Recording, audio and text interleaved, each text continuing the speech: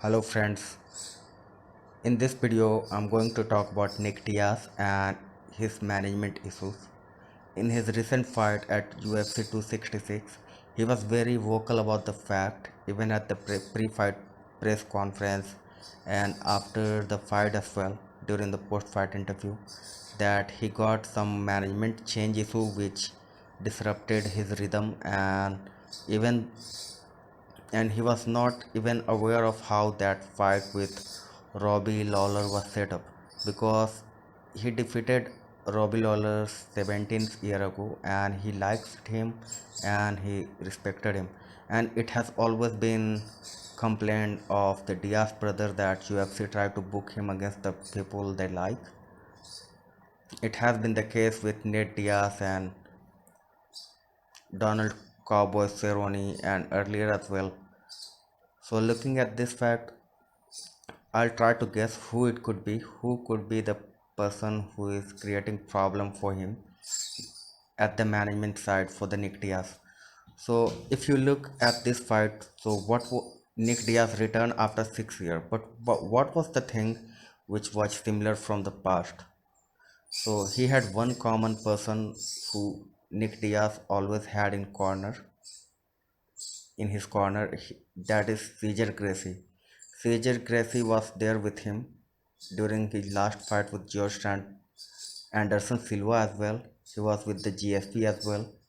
He famously, Cesar Gracie had to miss his son's birthday when Nick Diaz missed the pre-fight press conference for the GSP fight. So he has to miss his son's birthday and he had to fetch Nick Diaz and take it to for UFC so that he could attend the pre-fight post conference. So he has been the only person who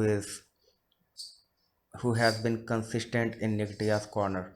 But there is another person who was working as a manager prior to Cesar Gracie coming into the picture. Once the Nick Diaz return was hyping up and it started to come into media consistently, that person is Rob Kevin Mubenga, and he said he managed some boxing fighter as well, such as Ryan Garcia and other fighters. So he manages Nate Diaz and Nick Diaz. But once the Cesar Gracie came in, and Nick Diaz initially decided to keep his training camp in Nevada, Las Vegas, where his old friend Jake Shields is working as a trainer at the Extreme Couture with Eric Nixick. But he said that after a week, Cesar Gracie came and he took Nick with him, and their plan changed. So Nick went to train with him at Cesar Gracie gym.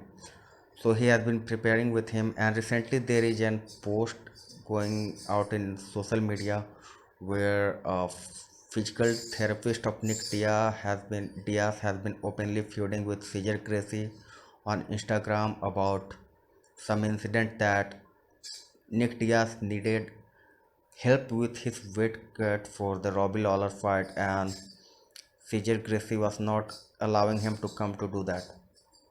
So they have been openly beefing about that. But there is another thing that I am not saying that Cesar Gracie is the guy who has been the problem with the Nick Diaz. But after the fight, Jake Shield tweeted that there are snakes everywhere, and Nick Diaz wanted to fight in December, but this fight was arranged prematurely, and they don't care about his health and his safety. They just care about the business. So that's the one thing. And another thing is, in an interview in 2019,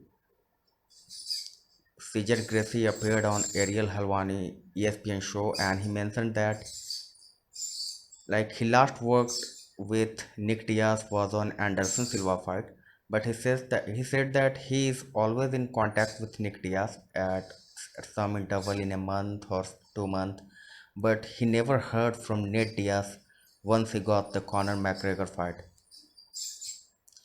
And that thing Nick Diaz physical trainer who has been feuding with CJ Gracie. He also mentioned in his post that CJ Gracie wanted a cut as a manager for that fight, Nate Diaz fight with Conor McGregor, but Nate Diaz fired him. But in that interview in 2019, CJ Gracie seemed to be visibly upset with Nate Diaz's decision to separate from him. And after that fight, first corner fight, Nate Diaz has never worked with CJ Gracie and he had never been his corner again. And if you look at that, even Nate Diaz, he always, before Conor McGregor fight, Nate Diaz and Nick Diaz, they always complained about the pay. They are not getting enough money from the UFC. And Nick Diaz has always been complaining about that. Even 10 years before, in 2009, at Strike Force press conference, Nick Diaz mentioned that he still is not able to buy a house in California and he has been champion for quite a time.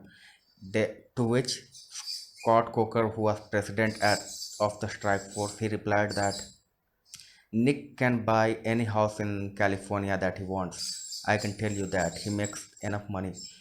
But the question is, if Nick Diaz was making money like that, then what happened? So it's not the first time that we will hear that management screwing up their fighter, but Nick Diaz is a legend and he deserves the best. And if the same thing which occurred in the past, which helped him from making whatever he was making, then he must sort it out before he sign his new fight, because this kind of issue will always be created with his life if he doesn't change his old management that he has been through.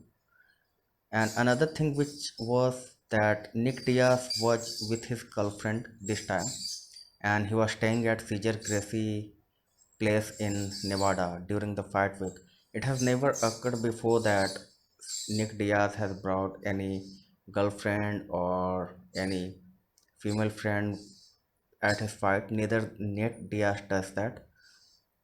So it was the first time and he was really out of shape. He looked like he didn't train well for this fight, because if you look back 3 to 4 year month when he was training with Tyson Fury in the Florida, he looked in perfect shape. He was in physically he looked in very prime condition.